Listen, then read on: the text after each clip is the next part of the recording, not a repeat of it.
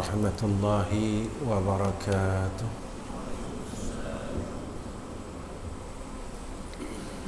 الحمد لله رب العالمين، والصلاة والسلام على أشرف الأنبياء والمرسلين وعلى آله وصحبه أجمعين.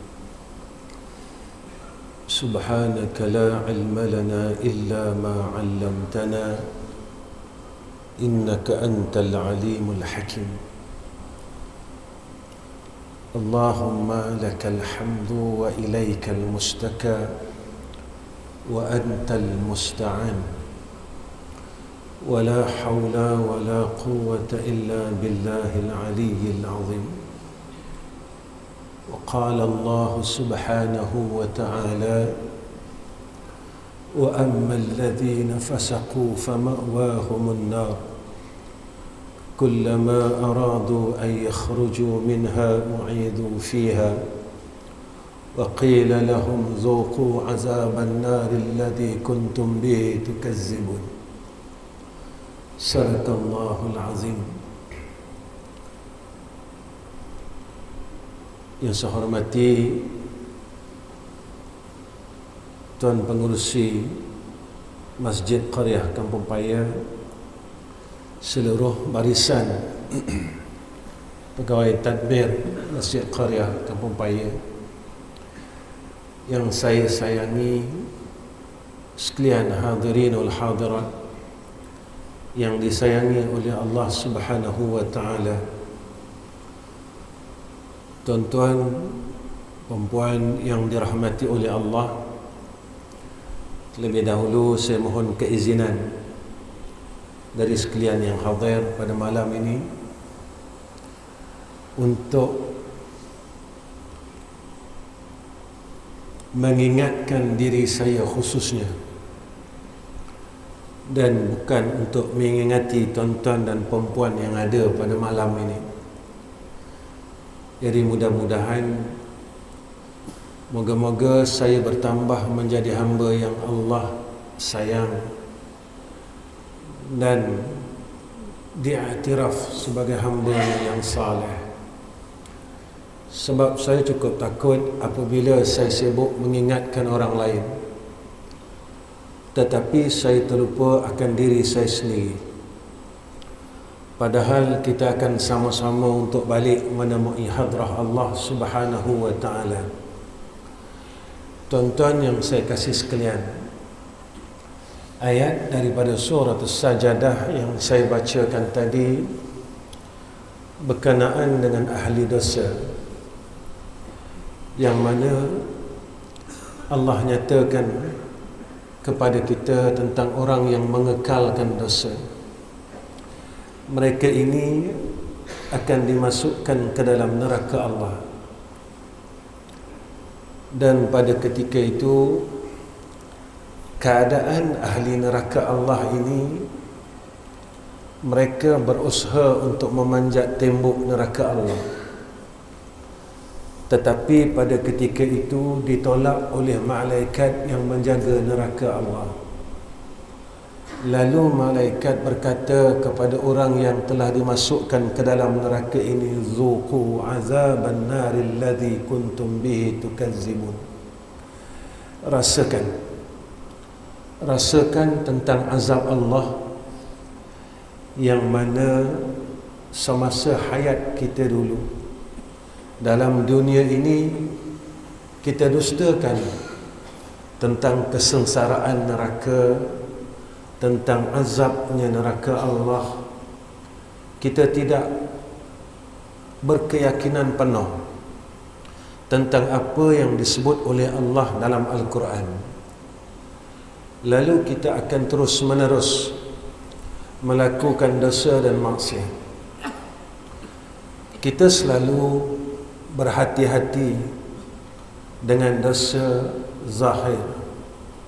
Kita jaga anggota zahir kita dari meninggalkan salat, meninggalkan puasa Ramadan, meninggalkan membayar zakat fitrah, meninggalkan melakukan perkara-perkara yang dilarang oleh Allah pada anggota zahir, tetapi kita terlepas pandang tentang kemaksiatan batin, kemaksiatan qalbun, kemaksiatan hati yang berterusan sehingga maksiat ini menjadi besar.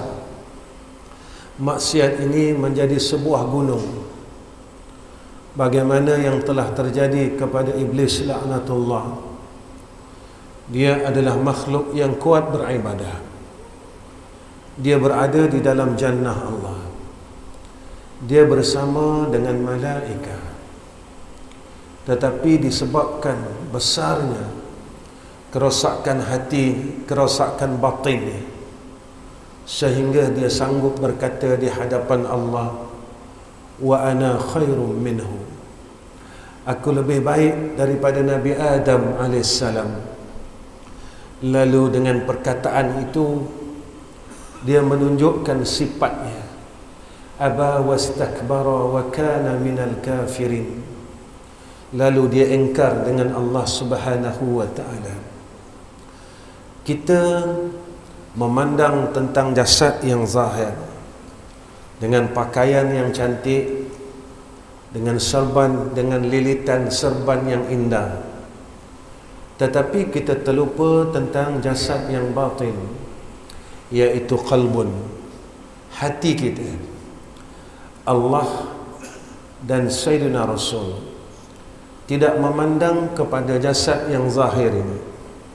Allah dan Sayyidina Rasul tidak memandang kepada wajah yang zahir ini, tetapi Allah dan Sayyidina Rasul, ia memandang akan wajah hati kita, akan wajah roh ini. Wajah inilah yang dipandang oleh Allah Subhanahu wa taala, tetapi tempat pandangan Allah ini kita biarkan kotor. Tempat pandangan Allah ini kita biarkan tumbuhnya rumput-rumput maksiat. Tempat pandangan Allah ini kita biarkan ia bersepah dengan segala mazmumah. Tempat pandangan Allah ini kita langsung tidak pandang dan tidak hiraukan, sehingga kita rasa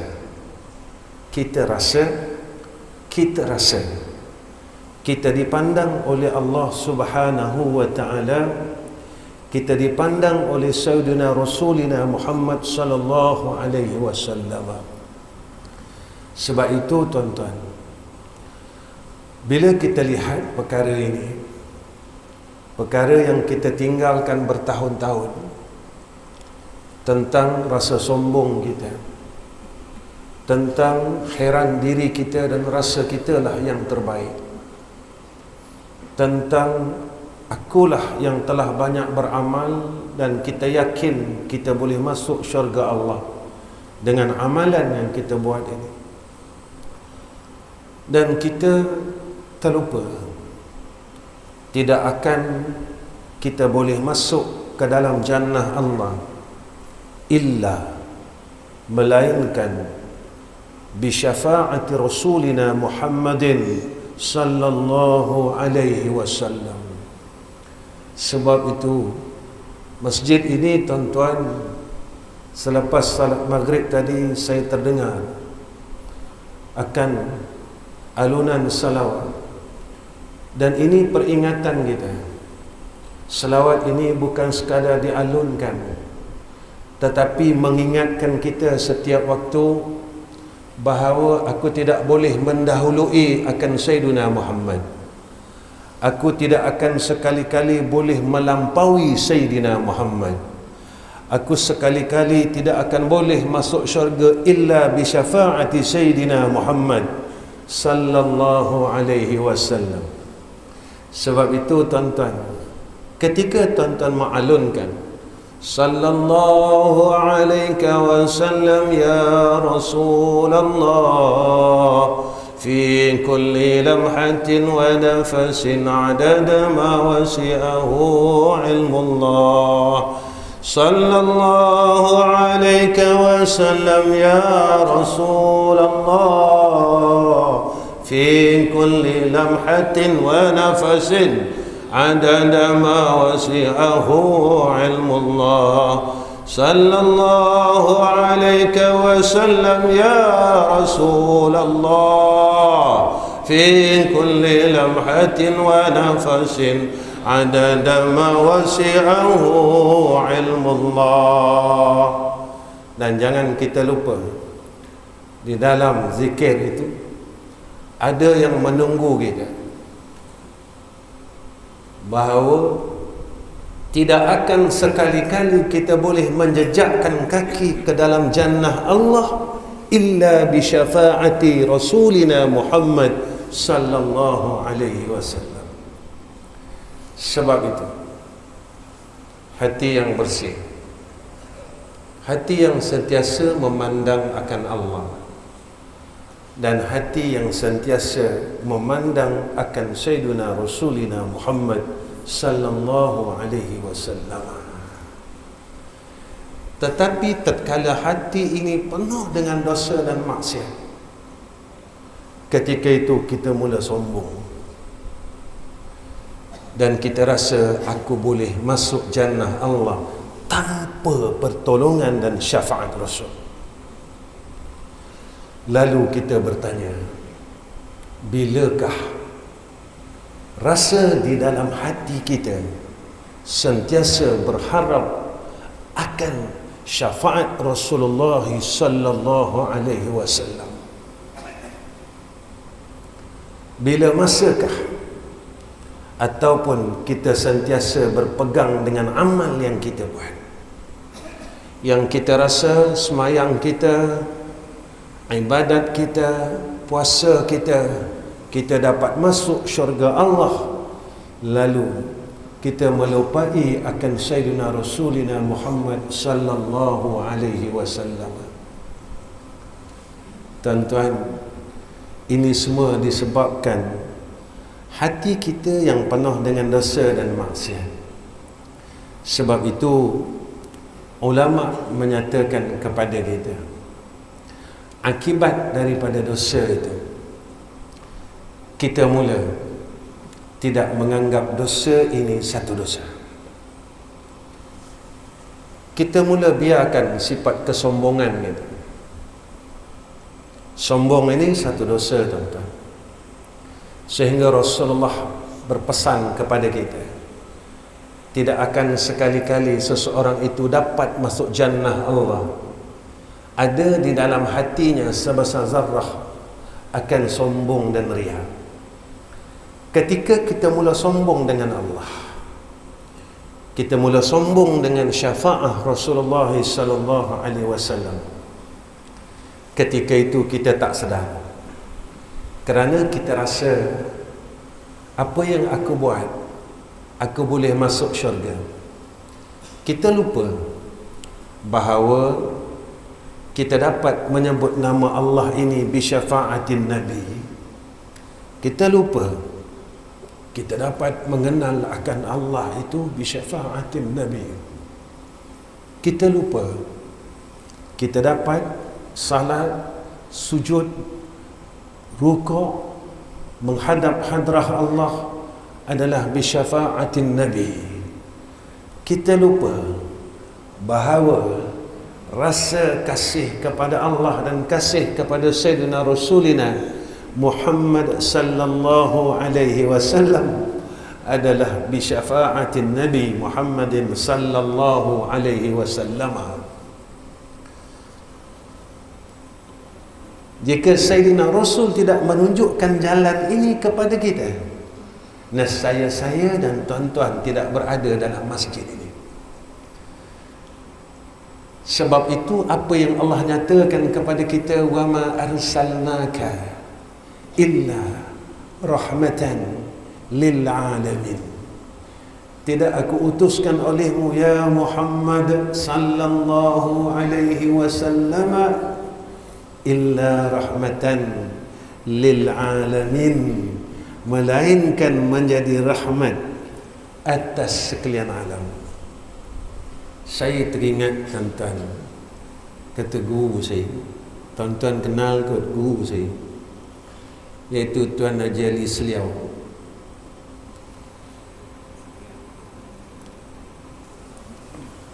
Tuan Haji Ali dulu dia khadam Syiamat.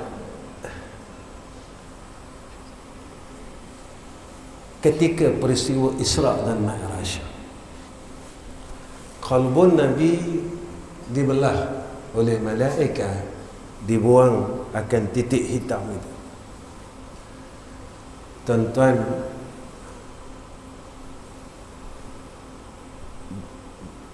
guru kami dulu dia cakap macam ni, berani tak engkau kata dalam tubuh Nabi, dalam hati Nabi ada zulmat?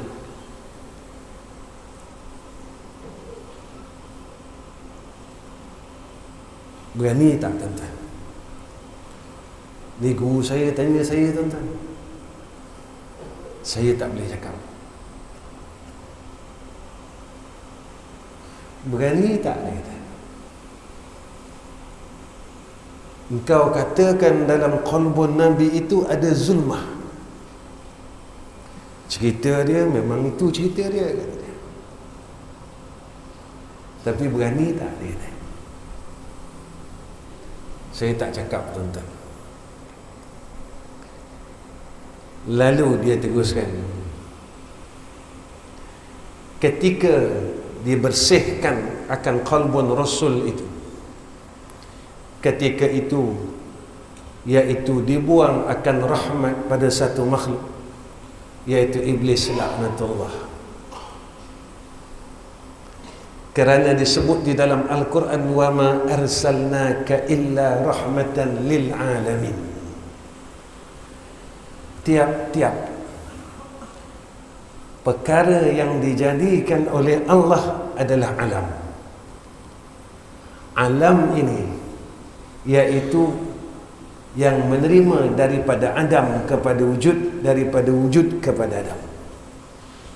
Sifatnya baharu, iaitu berubah-ubah, menerima Adam kepada wujud. Maka tidak layak bagi iblis ini untuk menerima rahmat daripada Allah Subhanahu wa ta'ala. Ini perkataan beliau, tuan-tuan. Ini bukan perkataan saya nukil perkataan beliau. Pada ketika itu, apabila kita berdosa dengan Allah, hati kita ini penuh dengan kegelapan. Terus gelap, gelap, gelap, gelap, gelap. Kerana kata Sayyidina Rasulina Muhammad sallallahu alaihi wasallam, tatkala kita melakukan satu maksiat, maka adanya satu titik hitam di dalam hati kita. Datang maksiat lagi, satu titik lagi. Datang maksiat lagi, satu titik lagi. Datang maksiat lagi, satu titik lagi, sehingga kan menjadikan mata hati kita ini rabun. Ketika mata hati kita mula rabun tu, maka kita tidak dapat memandang akan akhirat itu sendiri. Maka lisan jadi lisan, maka dia tidak menjadi pegangan. Ketika perkataan kita di dalam salah, wajjahtu wajhiya lillazi fataras samawati wal ard, maka tidak menjadi tawajuh pada hamba ni tadi. Tidak menjadi tawajuh hamba kepada Allah Subhanahu wa ta'ala. Kita tak boleh nak rasakan kita sedang berhadap dengan Allah Subhanahu wa ta'ala. Kita tak boleh nak rasakan bahawa kita sedang menghadap ke hadrah Allah Subhanahu wa ta'ala. Kita tak boleh merasakan bahawa kita sedang berhadap di hadapan Allah, seperti mana yang disebut oleh Nabi kita Muhammad sallallahu alaihi wasallam, ma huwal ihsan? Al ihsan an ta'budallaha ka'annaka tarahu. Saya tanya diri saya, tuan-tuan tanya diri tuan-tuan. Kita belajar sifat 20 ni, tuan-tuan. Wajib Allah bersifat dengan wujud. Tapi bila masa kita rasakan ada Allah, saya tanya diri saya, tuan-tuan tanya diri tuan-tuan, bila dalam hidup kita pernah rasa? Dalam Al-Quran Allah sebut la takhaf wa la tahzan innallaha ma'ana. Bila kita rasa ni tuan-tuan, dalam salat, dalam puasa, dalam zakat, dalam haji, dalam berjalan, dalam kita salat malam, bilakah kita merasakan sehingga Nabi pesan kepada kita apabila ditanya oleh Jibril kepada Rasulullah sallallahu alaihi wasallam, ma huwal ihsan an ta'budallaha ka'annaka tarahu fa in lam yakun tarahu fa innahu yaraka.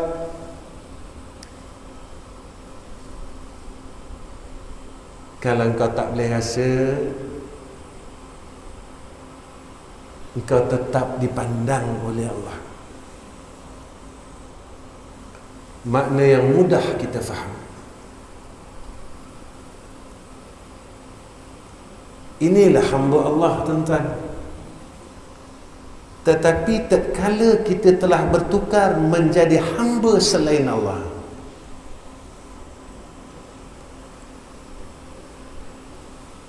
kita dah mula jadi hamba duit tuan-tuan. Kalau hilang duit, rasa tak tuan-tuan?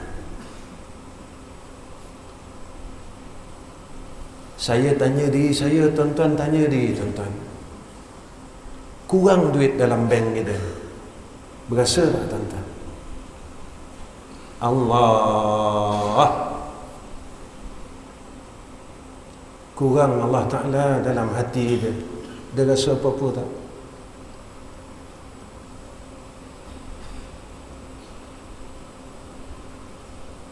Kurang Allah Ta'ala dalam roh kita, ada rasa apa-apa tak?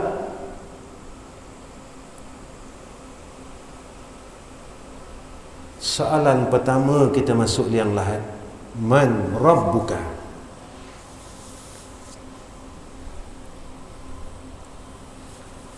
Ketika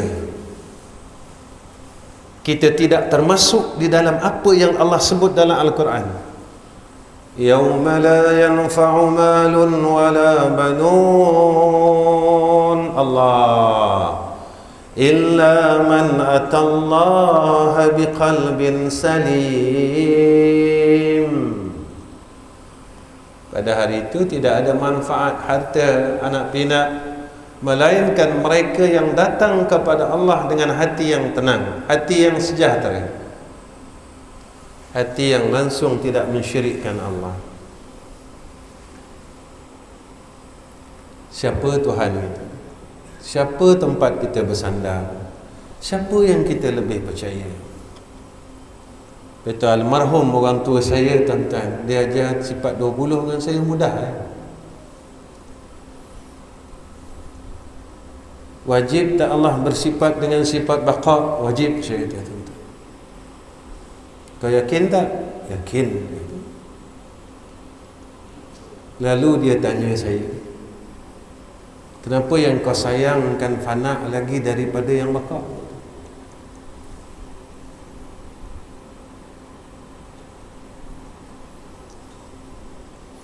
Kenapa engkau lebih percaya yang fana lagi dari yang baqa? Kenapa engkau banyak mengadu kepada yang fana lagi kepada yang baqa? Kau kenal tak yang fana tu? Kau tahu tak yang fana tu? Kau kenal tak yang baqa itu? Kau tahu tak yang baqa itu? Kita belajar bahawa zat yang bersifat dengan baqa inilah zat yang maha kaya, yang mempunyai sifat istighna. Kenapa engkau lebih percaya kepada yang miskin daripada yang kaya? Saya tanya diri saya, tuan-tuan tanya diri tuan-tuan, kita sayang yang mana lagi?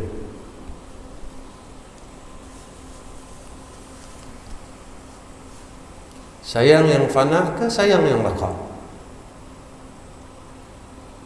Tuan-tuan jawablah mati.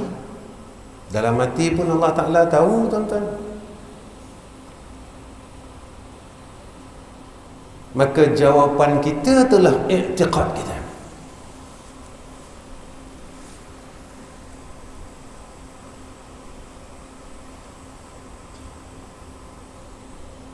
Ketika datang ujian daripada Allah Subhanahu wa Ta'ala dan Allah meminta sebahagian daripada harta kita,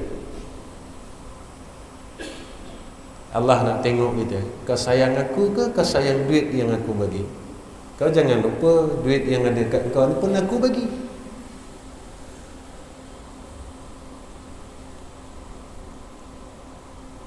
Aku tak nak cerita, dia kata.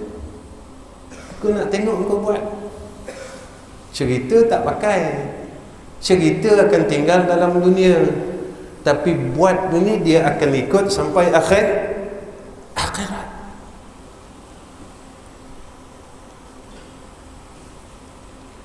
Cerita semayang, tuan-tuan, itu cerita. Allah nak tengok kau semayang tak?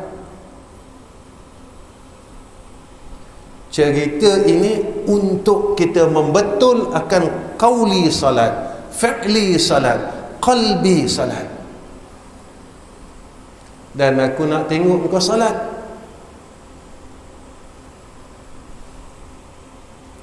Lalu Allah sebutkan dalam Al-Quran, inna salata tanha 'anil fahsya'i wal munkar. Sembahyang itu dapat mencegah fahsyak dan munkar. Mudah kita faham, makin sembahyang makin jadi baik. Banyak sembahyang lagi kuat jadi baik. Tak macam tu, tuan-tuan? Ni makna dia kan? Macam itulah makna dia, yang mudah difaham. Sembahyang itu dapat mencegah daripada kejahatan, fahsyak dan munkar. Bermakna orang yang salat ini, semakin dia salat, semakin dia jadi baik. Kita dah sembahyang 40 tahun, tuan-tuan. Macam mana pula masih ada hasad lagi? Macam mana pula masih ada iri lagi? Kita dah solat 60 tahun, macam mana boleh ada sombong lagi? Ketika kita bodoh marin, pernah tak kita bodohkan orang? Masa kita bodoh main, dulu-dulu kita bodoh, tuan-tuan, satu ilmu pun tak ada. Pernah tak kita bodohkan orang? Tak pernah. Sebab kita tahu kita bodoh. Ketika Allah bagi kita ilmu, tu pun tak banyak. Ilmu kita tak melebihi akan guru kita. Jangan kita pandang kepada Imam Asy-Syafi'i rahimahullahu ta'ala. Tak banyak pun, tuan-tuan, kita dah mula rasa aku alim. Ketika itu kita mula cari salah orang. Yang ni salah ni, yang ni salah ni. Tuan-tuan, Nabi sallallahu alaihi wasallam menyatakan al-ilmu ilman. Ilmu ni ada dua. Satu ilmu yang memberi manfaat, satu ilmu yang tidak memberi manfaat. Maka ilmu yang memberi manfaat, kata Imam Al-Ghazali rahimahullahu ta'ala, pertama, bertambah ilmunya, bertambah khasyah, takutnya kepada Allah. Satu. Kedua, bertambah ilmunya, maka bertambah ia melihat akan aib diri dia. Bukan tambah alim, tambah nampak aib orang. Kita tambah alim tanpa nampak aib orang, tuan-tuan. Itu salah, ini salah, itu salah. Bila kita salah? Bila masa kita mengaku kita salah, tuan-tuan? Dalam setahun ni, bila masa kita mengaku kita salah? Dalam 10 tahun ni, bila masa kita mengaku kita salah?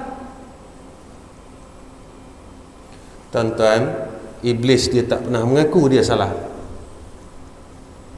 Lalu ketika iblis dia tak pernah mengaku yang dia itu salah, Allah halau ia daripada syurga.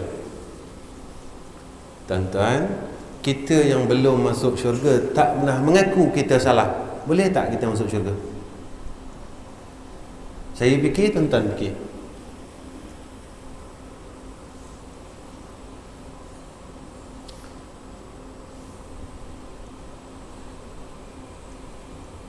Jadi semayang kita jadi apa, tuan-tuan? Ustaz, dapat pahala dia kata. Pahala boleh hilang, tuan-tuan. Sampai sekarang kita tak berhenti mengumpat lagi. Kita tak berhenti kata orang. Dalam satu masjid kita berkata-kata, tuan-tuan, apalah orang ni, apalah orang ni. Itu dalam masjid, belum dalam satu kampung. Kalau dalam masjid kita buka aib orang, kita dengar aib orang, mana amal salah kita? Dan ini daripada Nabi, tuan-tuan. Nabi kata, siapa yang menceritakan aib orang lain dan mendengar aib orang lain, maka seluruh amal salehnya dihapuskan oleh Allah, lalu diberikan kepada orang yang kita buka aibnya dan kita dengar aibnya. Kalau dalam sumi hidup ni berapa ramai, tuan-tuan, yang kita dengar, yang kita buka, yang kita kata? Seorang, 1000 orang. Sebab itulah, tuan-tuan, jika zikir itu tidak boleh membasuh dan menghancurkan akan kejahatan hati, maka zikir ini menjadi zikir yang tidak berfaedah. Jika salat ini, tuan-tuan, tidak boleh membentuk jiwa kita menjadi jiwa yang mutmainnah, maka salat ini tidak berfaedah. Saya tak cakap jangan semayang, tuan-tuan, tuan-tuan jangan salah faham. Nanti tuan-tuan spin perkataan dia, dah tak berfaedah, Ustaz, baik tak payah semayang, itu lagi jadi ahli neraka.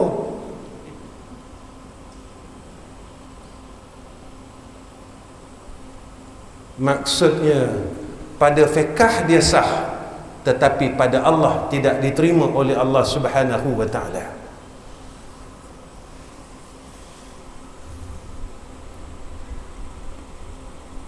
Jadi semayang tinggal semayang ya, tuan-tuan. Puasa tinggal puasa lah. Zakat tinggal zakat ya, tuan-tuan. Haji tinggal haji saja. Umrah tinggal umrah saja. Ketika itu kita tak dipandang oleh Allah Subhanahu wa ta'ala. Ketika itu Allah berpaling daripada kita. Sebab apa? Sebab tempat pandangan Allah adalah roh. Yang taat adalah roh. Yang mengikut adalah roh. Yang mencintai adalah roh. Yang mengasihi adalah roh. Yang merendah diri adalah roh.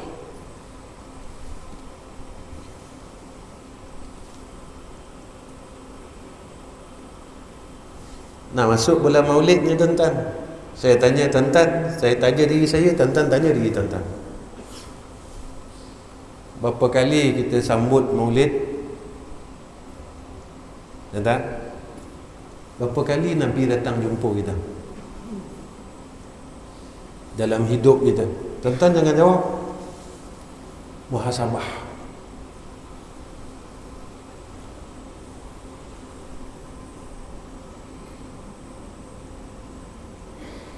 Pasal apa lah, Ustaz? Ada tak kita dengar cerita sahabat yang tak pernah langsung jumpa Nabi selepas wafatnya Nabi?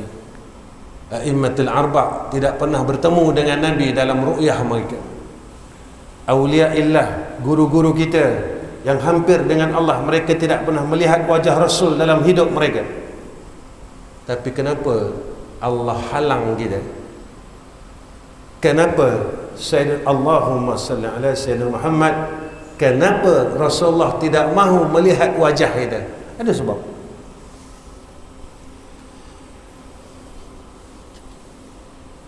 Ada sebab, tuan-tuan. Pernah tak kita rasa resah, tuan-tuan? Umur kita 60 tahun, tak pernah kita memandang wajah Sayyidina Rasul. Pernah tak kita rasa gelisah dalam hati kita? Ataupun lantaklah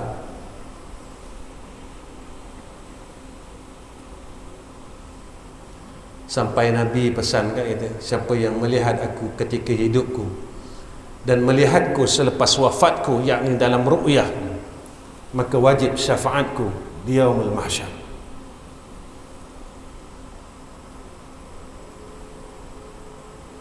Ketika kita alunkan zikir, tuan-tuan, amiduna wa amidduhum ya Rasulullah, amiduna wa amid Allah, amidduhum ya Rasulullah, amiduna wa amidduhum ya Rasulullah. Apa rasa dalam kalbu ni?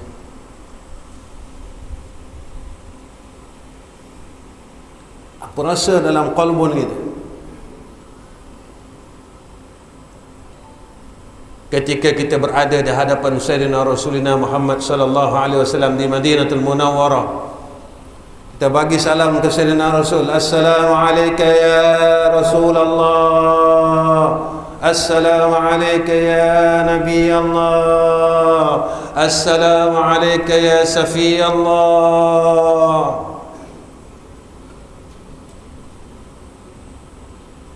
Nabi datang tak jumpa kita malam tu?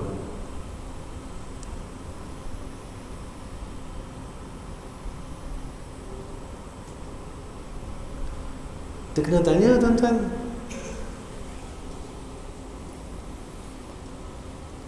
Berapa kali dalam hidup kita pernah menatap wajah Sayyidina Rasulina Muhammad sallallahu alaihi wasallam? Tuan-tuan tak pernah rasa rindu ke dengan Allahumma salli alaihi wasallam, dengan Nabi kita Muhammad sallallahu alaihi wasallam? Dia ada cerita tentang sahabat Nabi nama dia Bilal. Selepas wafat Rasulullah sallallahu alaihi wasallam, Sayyidina Bilal minta izin dengan Sayyidina Abu Bakar, wahai sahabatku Abu Bakar, aku nak berhenti jadi muazzin kat Madinah. Sayyidina Abu Bakar bertanya, ya Bilal, kenapa kau nak berhenti? Tak boleh, dia kata.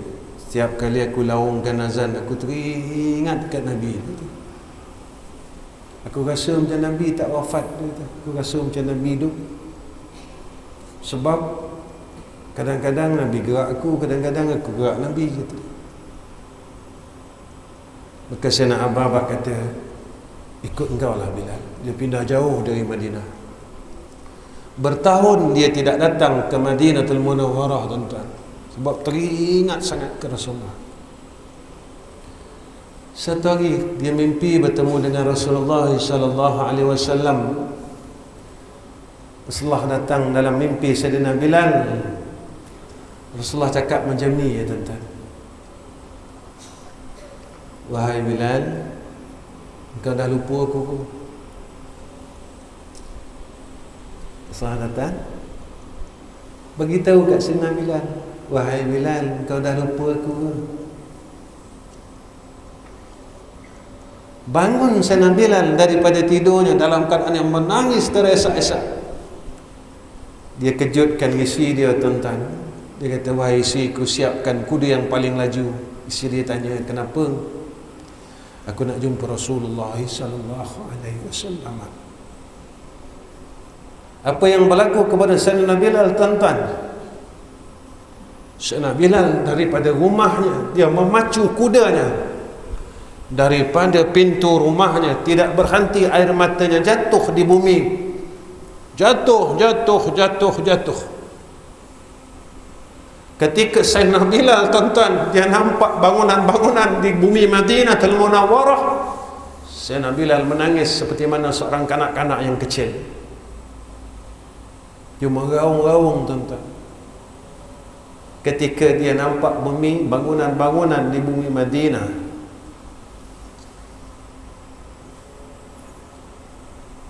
Tuan-tuan, semasa kita pergi umrah, masa kita nampak bumi Madinah, bangunan-bangunan yang ada di bumi Madinah, apa yang telah berlaku pada kita? Semasa kita menuju ke bumi Madinah, kita melakukan umrah. Ketika kita melihat bangunan-bangunan di bumi Madinah, penanda bahawa kita mula menjejaki akan bumi yang adanya tubuh Rasulullah sallallahu alaihi wasallam. Apa yang berlaku kepada kita?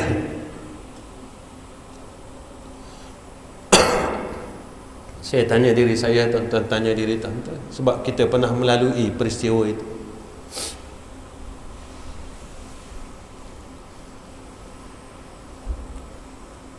Yang berlaku kepada Sayyidina Bilal bin Rabah sejurus sampai saja di maqam Nabi kita Muhammad sallallahu alaihi wasallam. Sayyidina Bilal menangis, dan terus menangis. Ya Rasulullah, aku datang jumpa engkau hari ini.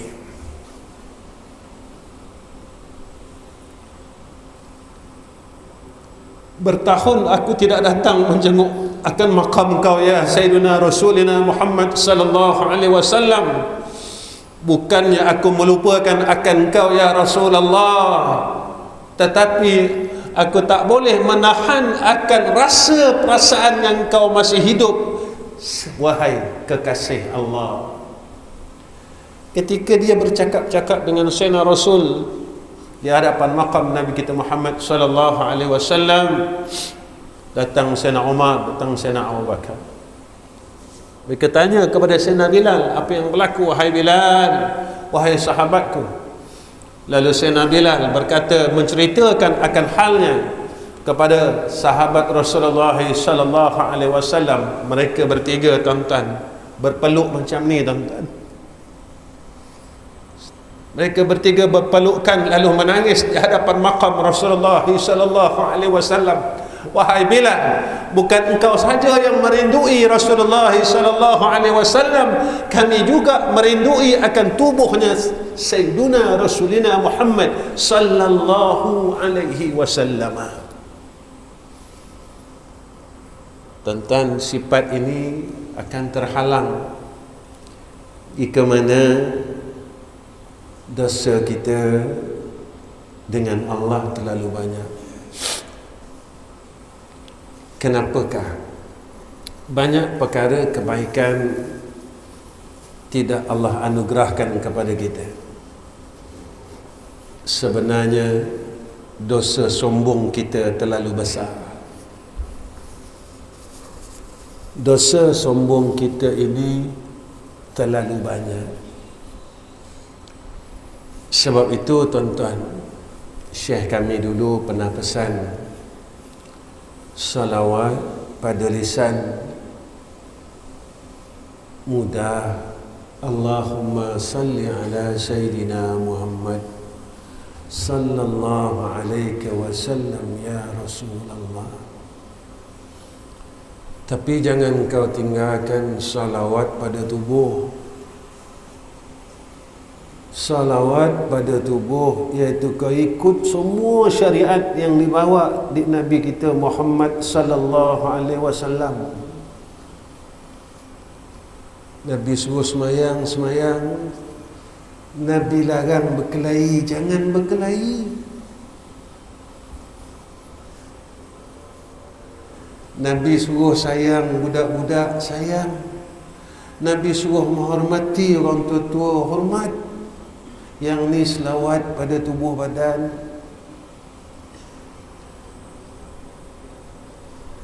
Nabi suruh puasa, puasa.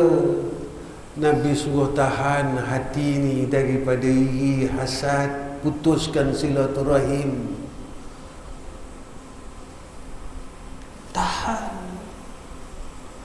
Jangan ikut hawa nafsu. Inilah syariat yang dibawa oleh Nabi kita Muhammad sallallahu alaihi wasallam. Bukan sekadar syariat yang zahir, syariat yang batin juga dibawa oleh Nabi kita Muhammad sallallahu alaihi wasallam. Dan salawat pada hati dan roh itu iaitu ikutlah kasih seperti mana yang ditunjukkan di Nabi kita Muhammad sallallahu alaihi wasallam. Kita tak lahir lagi, Nabi pernah menangis untuk kita tuan-tuan. Sebab apa tuan-tuan? Kasih.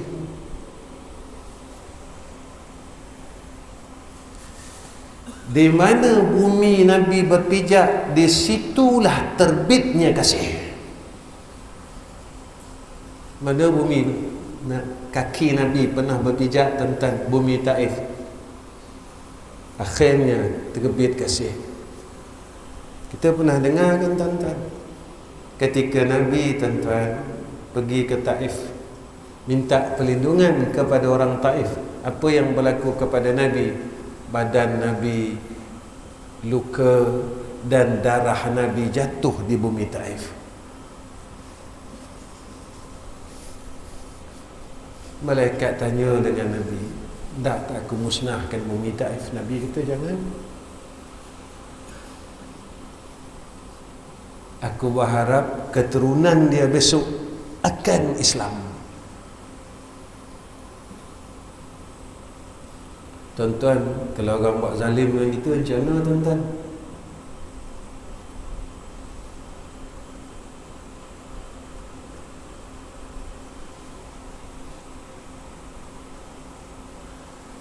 Ketika Futuhul Makkiyah, pembukaan Kota Mekah, tak berlaku dengan perang tuan-tuan, berlaku dengan kasih.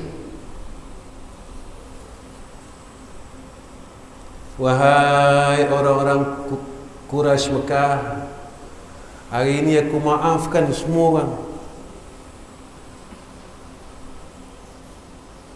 Nabi maafkan orang yang nak bunuh Nabi. Nabi maafkan orang yang telah bunuh umat Islam, keluarga Yasir. Nabi maafkan orang yang telah seksa Bilal bin Rabah. Akhirnya tuan-tuan, bila pergi umrah tuan-tuan, kita pergi Mekah, Madinah, Mekah, Madinah, Mekah, Madinah. Maka sebab itu Allah pesan dekat kita, asyidda'u 'alal kuffar ruhama'u bainahum. Bersikap tegas pendirian kita dengan orang kafir, tapi antara kita ni kasih sayanglah, kata Allah. Sehingga Sayyidina Rasulina Muhammad sallallahu alaihi wasallam berpesan kepada kita, la yu'minu ahadukum hatta yuhibba li akhihi ma yuhibbu li nafsihi. Tak sempurna iman seseorang kamu jika mana ia tidak mengasihi saudara Islamnya yang lain seperti mana ia kasih akan dirinya sendiri. Yang ni selawat pada qalbun tuan-tuan. Sebab itu kita tuan-tuan di Negeri Sembilan ni, tuan-tuan lah, untung. Kenapa saya cakap untung tuan-tuan? Negeri tuan-tuan ni negeri zikir namanya, bumi tariqah. Tempat saya tak tuan-tuan, saya Selangor.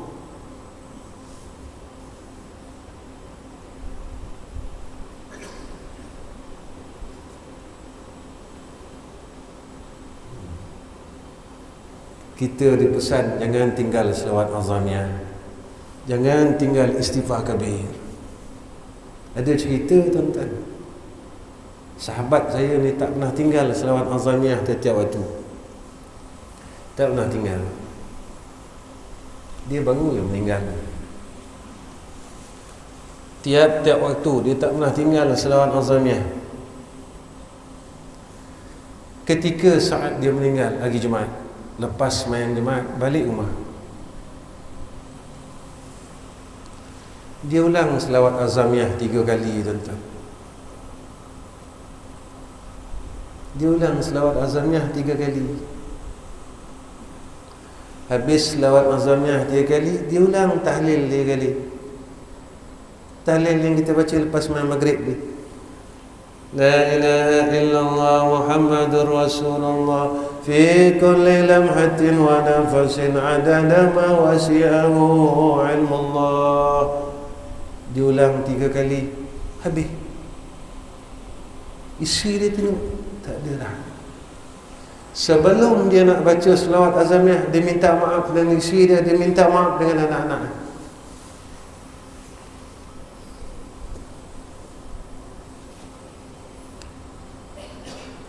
Itu saya kata kita untung.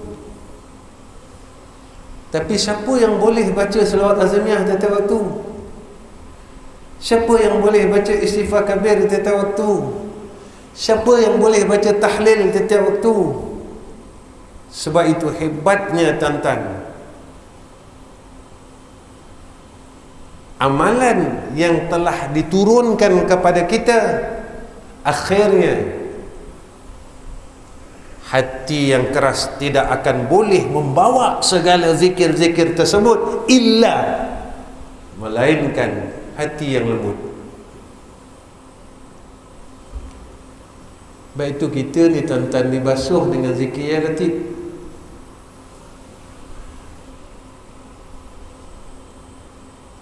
Takkan boleh bawa ni, melainkan hati yang lembut dengan Allah Subhanahu wa ta'ala yang dapat terima ni tadi.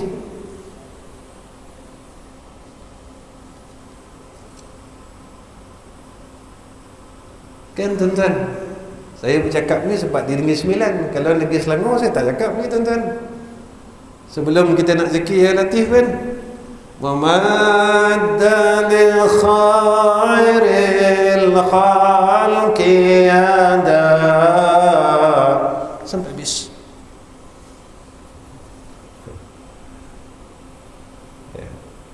Saya tak boleh lah baca sampai habis. Sekarang zikir ya latif kan sampai pukul 10 kan. Dah baca nazam ya latif kita nanti sampai pukul 10. Itu kita akhirkan dengan ya latif. Ya latif, ya latif, ya latif, ya latif, ya latif, ya latif. Basuh, bersihkan hati kita yang keras ni, yang qasih, yang tak nak tunduk dengan Allah, yang tak nak mengaku berdosa dengan Allah. Kita basuh dengan zikir ya latif, ya latif, ya latif, ya latif, ya latif. Baik itu sampai guru kita pesan, janganlah rehat-rehat, habiskanlah ya latif 14,444 kali.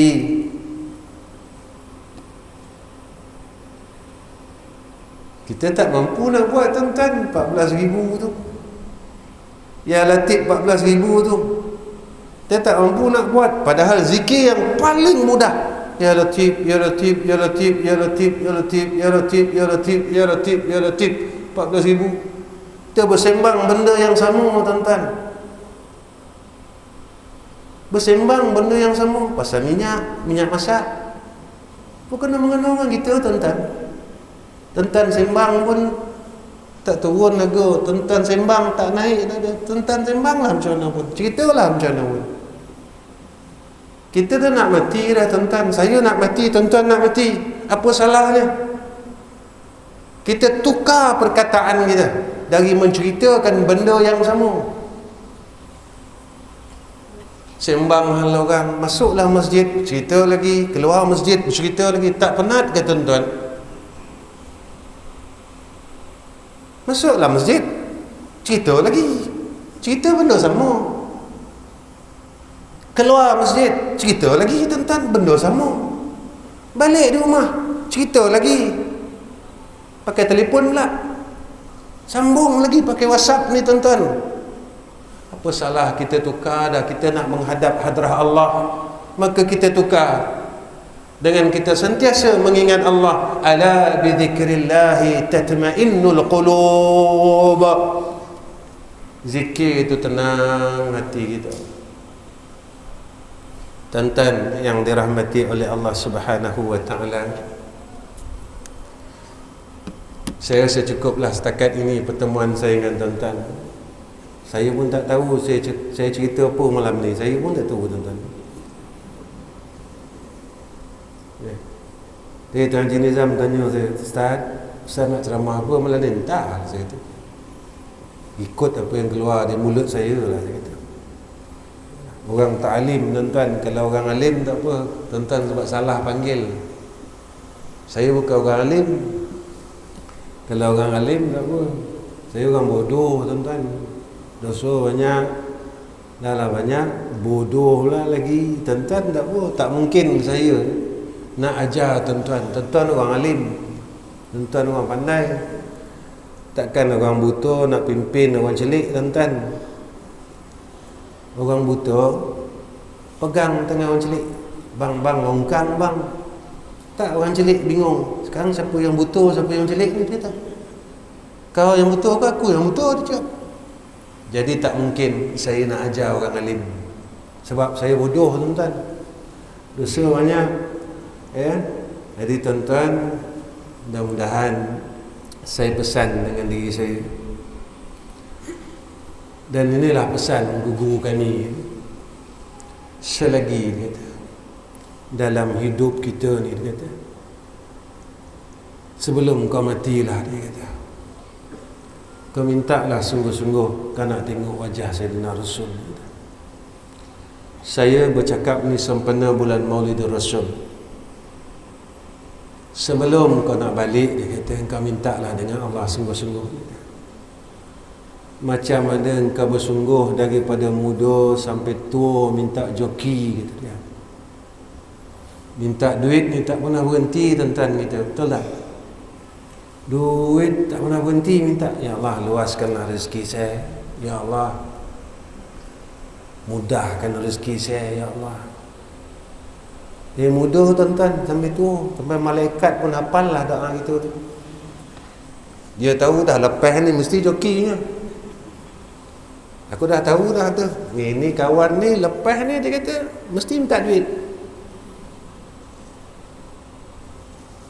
Pernah tak kita tiap-tiap waktu minta, ya Allah, rezekikan aku dapat tengok wajah Nabi Muhammad sallallahu alaihi wasallam.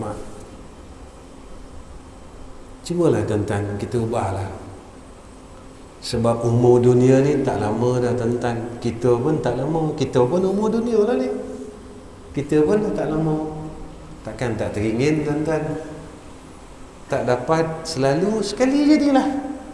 Sekali jadilah. Tu kata Syekh kan ni. Kau dapat sekali seumur hidup jadilah. Sebab apa dia kata? Nabi ni kata, dia istimewa pada orang lain. Saya suka tanya dengan guru saya tuan-tuan. Saya tanya, apa istimewanya kalau mimpi Nabi? Allah. Kau kalau mimpi, dia kata Nabi Muhammad, kau kenal rupa, tapi kau tak ingat rupa dia.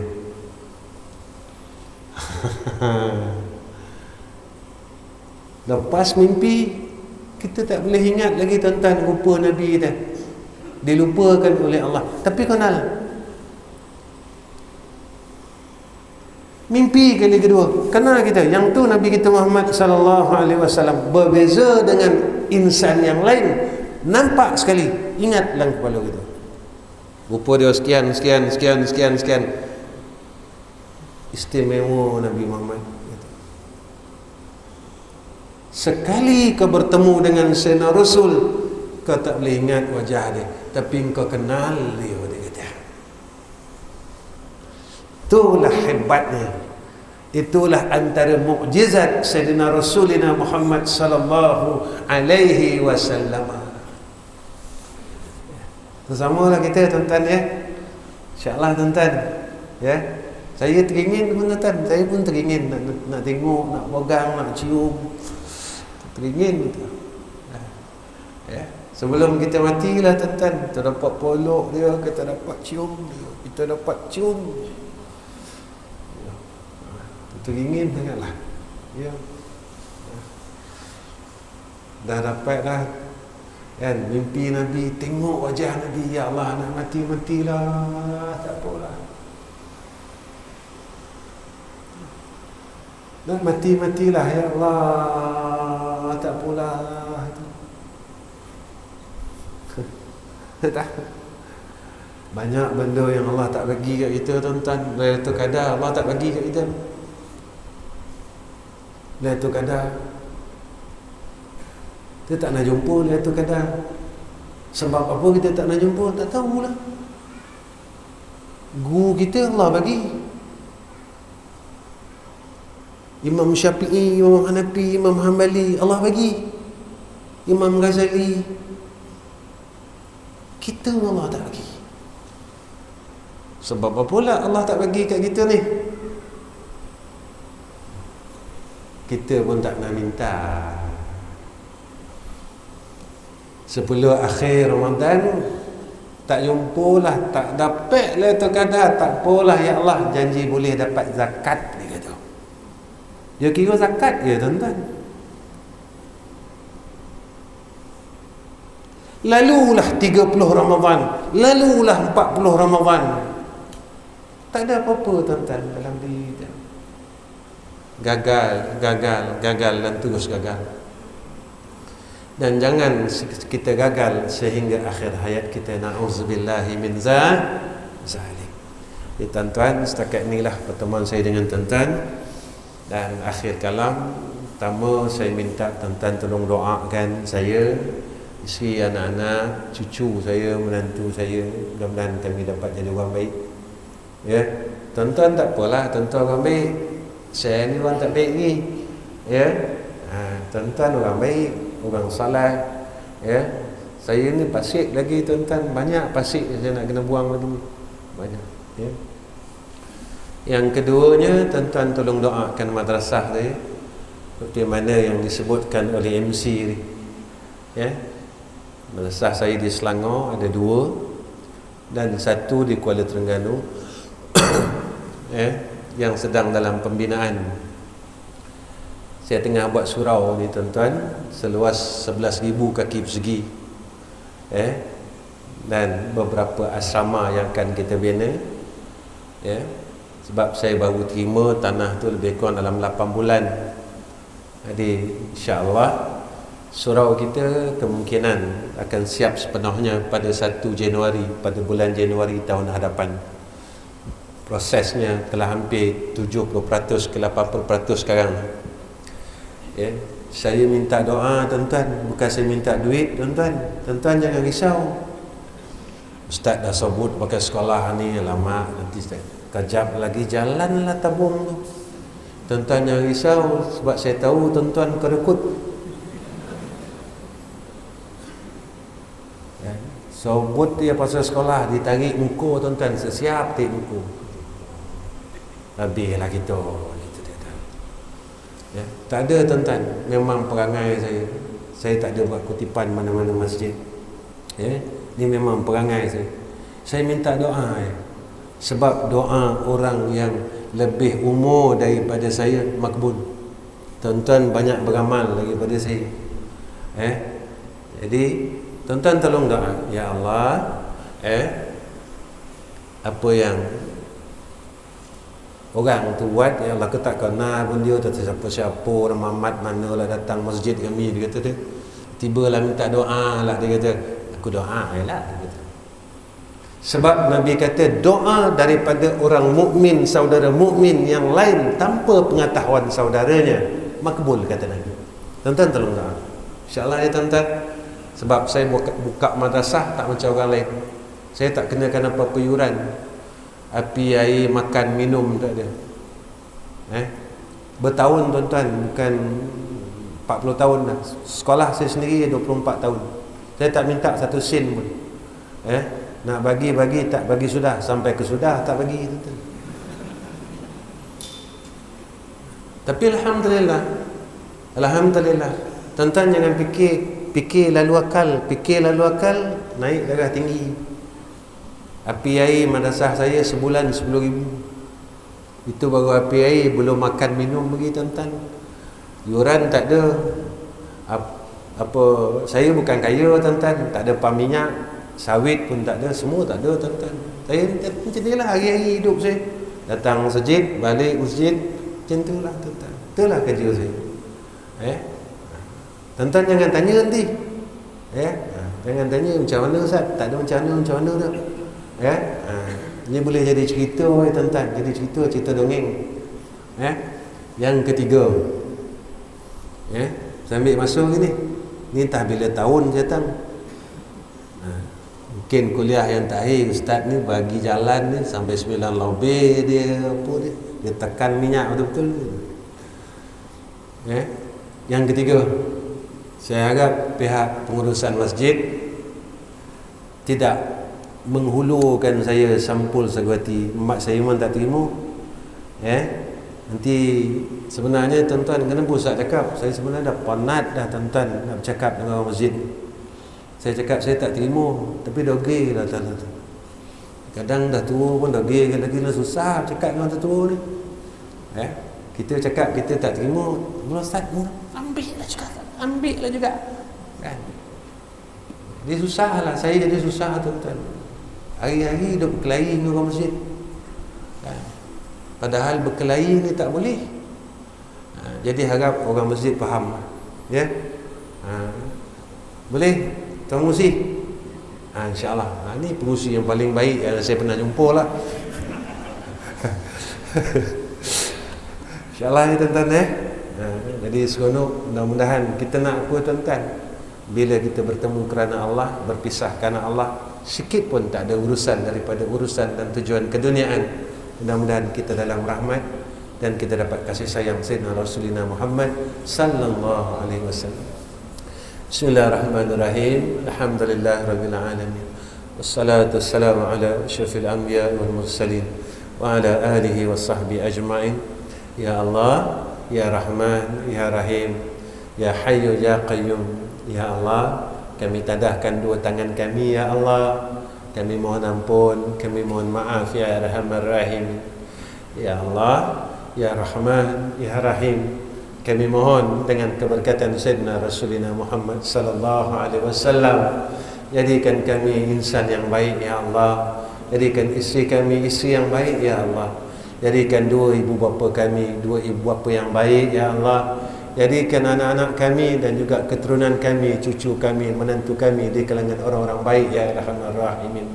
Ya Allah, Ya Rahman, Ya Rahim, kami mohon kehadrat-Mu ya Arhamar Rahimin, kurniakan atas kami agar dapat menatap wajah Sayyidina Rasulullah Muhammad sallallahu alaihi wasallam sebelum Kau panggil kami menemui kehadrat-Mu ya Allah.